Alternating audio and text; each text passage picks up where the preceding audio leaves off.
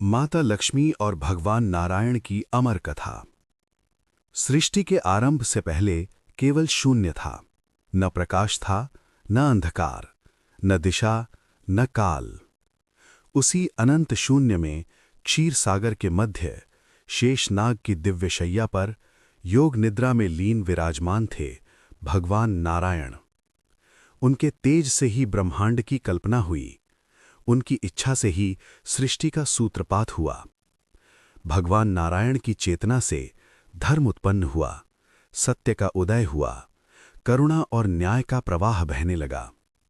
परंतु सृष्टि को संतुलन देने के लिए केवल शक्ति ही पर्याप्त नहीं थी, आवश्यक थी समृद्धि, सौंदर्य और करुणा। इसी कारण भगवान नारायण के हृदय से प्रकट हुई माता लक्ष्मी, धन, वैभव, सौभाग्य और भक्ति की अधिष्ठात्री देवी माता लक्ष्मी। एक मान्यता के अनुसार जब देवताओं और असुरों ने अमृत प्राप्ति के लिए समुद्र मंथन किया, तब उसी क्षीर सागर से अनेक दिव्य रत्नों के साथ माता लक्ष्मी का प्राकट्य हुआ। वे कमल पुष्प पर विराजमान थीं, मुख पर मंद करुण मुस्कान थी और उनके चरणों से पृथ्वी पर शुभता का संचार हो रहा था। माता लक्ष्मी को देखकर देवता, ऋषि और गंधर्व सभी मोहित हो गए। इंद्र, ब्रह्मा, वरुण सबने उन्हें अपने अपने लोक की रानी बनने का प्रस्ताव दिया, पर माता लक्ष्मी ने शांत, गंभीर स्वर में कहा, मैं उसी को वरण करूंगी जो धर्म का पालन करता हो, जो समस्त सृष्टि का कल्याण चाहता हो और जिसके हृदय में अहंकार का लेश मात्र भी न हो। तभी उनकी दृष्टि पड़ी भगवान नारायण पर, जो निस्पृह थे, निर्विकार थे और समदर्शी थे। माता लक्ष्मी ने भगवान नारायण को अपना स्वामी स्वीकार किया। इस प्रकार हुआ लक्ष्मी नारायण का दिव्य मिलन, जो आज भी आदर्श दाम्पत्य का प्रतीक है। वैकुंठ धाम में लक्ष्मी और नारायण सदैव भक्तों के कल्याण हेतु विराजमान रहते हैं। माता लक्ष्मी केवल धन की देवी नहीं है, वे सद्गुणों, संतुलन और सेवा की प्रतीक हैं, और भगवान नारायण धर्म के रक्षक और अधर्म के विनाशक हैं। कहा जाता है, जहां भगवान विष्णु होते हैं, वहां माता लक्ष्मी स्वयं विराजती हैं, और जहां धर्म होता है, वहां समृद्धि अपने आप आती है। भक्त और नारायण की लीला। एक समय पृथ्वी पर धर्म का ह्रास होने लगा। लोग धन तो चाहते थे पर परिश्रम नहीं, पूजा तो करते थे पर आचरण में पवित्रता नहीं थी। यह देखकर माता लक्ष्मी दुखी हो गईं और वैकुंठ छोड़कर पृथ्वी पर चली गईं। लक्ष्मी के जाते ही वैकुंठ की शोभा फीकी पड़ गई, देवताओं में चिंता भैंट गई। तब भगवान नारायण ने कहा, जहां धर्म नहीं वहां लक्ष्मी नहीं टिकती, पहले मनुष्य को धर्म का मार्ग दिखाना होगा।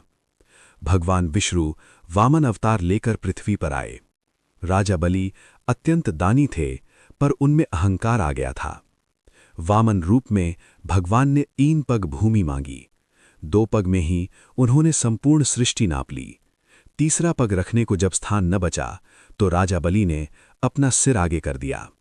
अहंकार टूट गया और उसी क्षण माता लक्ष्मी पुनः प्रकट हुईं।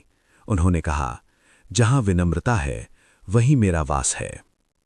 लक्ष्मी का तप और भक्ति। एक अन्य कथा के अनुसार माता लक्ष्मी ने भगवान नारायण को पति रूप में पाने के लिए घोर तप किया। कमल पुष्पों से उनकी आराधना की, सहस्त्रों वर्षों तक संयम और भक्ति का पालन किया। तब भगवान नारायण ने प्रसन्न होकर कहा, हे देवी, तुम मेरी अर्धांगिनी बनोगी और संसार तुम्हें लक्ष्मी के रूप में पूजेगा। यह कथा सिखाती है कि भक्ति और धैर्य से ईश्वर भी प्रसन्न हो जाते हैं। राम और सीता। त्रेता युग में वही लक्ष्मी नारायण राम और सीता के रूप में अवतरित हुए। माता सीता स्वयं लक्ष्मी थीं और भगवान राम नारायण। वनवास, त्याग, संघर्ष, हर परिस्थिति में सीता जी ने राम का साथ निभाया। यह सिद्ध करता है कि लक्ष्मी केवल वैभव में नहीं, कठिनाई में भी साथ रहती हैं। कृष्ण और रुक्मिणी। द्वापर युग में लक्ष्मी नारायण कृष्ण और रुक्मिणी बने। रुक्मिणी माता लक्ष्मी और कृष्ण भगवान विष्णु। रुक्मिणी का समर्पण और कृष्ण की करुणा, प्रेम और भक्ति का अद्भुत उदाहरण है। लक्ष्मी का संदेश। माता लक्ष्मी कहती हैं, धन वहीं टिकता है जहां ईमानदारी हो, वैभव वहीं आता है जहां सेवा हो, और सुख वहीं मिलता है जहां संतोष हो। जो केवल धन की पूजा करता है वो लक्ष्मी को खो देता है, और जो धर्म की पूजा करता है लक्ष्मी स्वयं उसके द्वार आती हैं।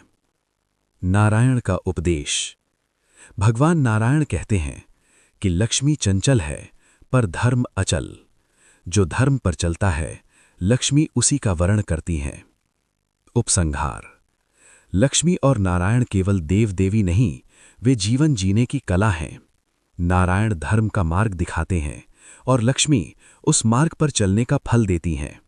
यदि मनुष्य सत्य, परिश्रम, करुणा और भक्ति को अपनाए तो उसके जीवन में स्वयं लक्ष्मी नारायण विराजमान हो जाते हैं।